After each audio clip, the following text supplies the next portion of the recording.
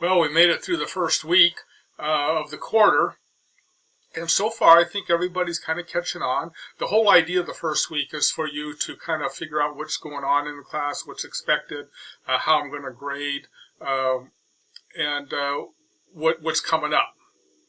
And it's good to know that in advance. That's why I spend the whole first week with you just going over the materials, some of my videos, and reading the syllabus and asking questions about it and that sort of thing.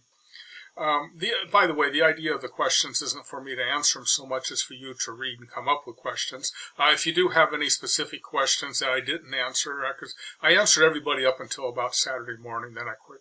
There's just too many to answer, so I just quit answering them. So if you do have some, be sure to email me if there's serious questions. All right, so the idea of this wasn't kind of a welcome or what the quarter's like or anything else. I've done enough of those videos. The idea of this video is on artificial intelligence. And AI is something that, it's getting a bad rap because a lot of people kind of are against it, or they don't like it, or they think it's cheating or that sort of thing. AI is fine in most cases. And in courses, and even teachers use it, and in other courses, students use it. But however, when you take information that's from somebody else, you have to cite it. If somebody wrote your essay, you have to cite this came from AI.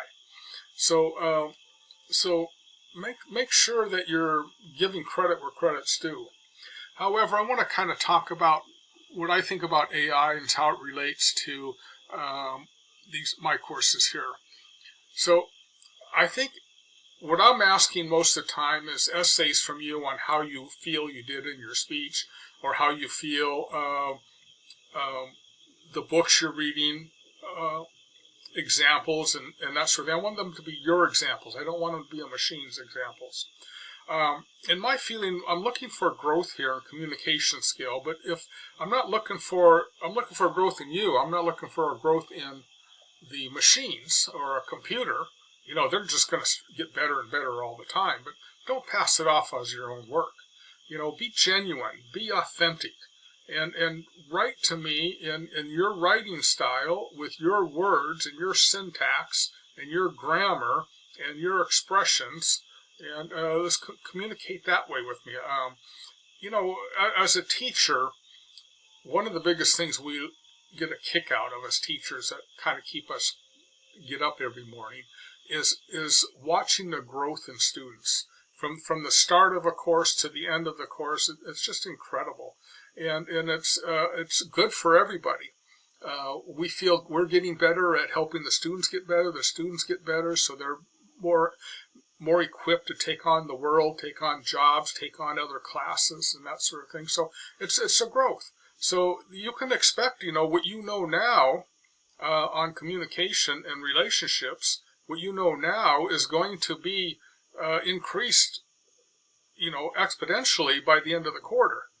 That's what you can expect on it. But not if a machine's doing all the work. Then the machine gets better and learns better. We want you to get better and to learn better. So try not to use AI. There's little tips for me when I see it. If I've had email correspondence with you, or I've seen some earlier essays that you've written, and then I see, something that's written in different syntax, different language or vocabulary or that type, it's pretty easy to spot. Or even writing styles. I've done enough reading in my life that I can spot several different writing styles. And not only that, I can just take an essay of anybody's and put it into AI myself and say, did you write this? And if it's the right one, there's several different AI programs out there. But if it came out of that one, they'll tell me it did, or the AI will tell me, yeah, I wrote that. So be careful there. So make sure you do cite it. And I don't use it so much. Just for fun, I was trying it, and it worked. It worked out surprisingly well. But other teachers in other classes, they use it a lot, and they're much better at it than I am of spotting somebody stealing somebody's work, or claiming a machine's work was their own work. So be careful how you use it. Okay. And not only that, have more self-confidence in yourself that you can do it. Any dumb bunny can actually get through college on AI now. Actually, I think when I went to college, any dope. I hate to say the word dope. That's kind of slang I used a long time. And anyways, anybody can get through college is what I'm saying. You know, it's just a matter of showing up, and then if you know, there's a lot of cheating ways to do it, and a lot of ways to find somebody who's taken the professor beforehand and get their test and that sort of thing. And people sell tests, and you guys know way more about it than I do. So anybody can get through college, but the idea is to get through college and to have felt you've learned something and to be better off 4 years later, to be better off than you were 4 years ago. And my belief is that we should be better off in 10, 11 weeks than we were 10 or 11 weeks ago. All right, so that's the idea. That's what keeps me doing this, is seeing the growth in students and seeing them learn and be able to apply concepts in a new way. So be that person and do the work. You know, you've spent the money.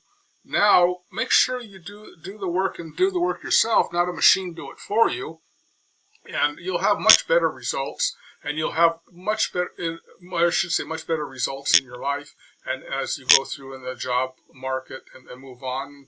And you'll be able to find times when AI is good for you, and you'll find times when it's just kind of a lazy way and it's just doing the work for you.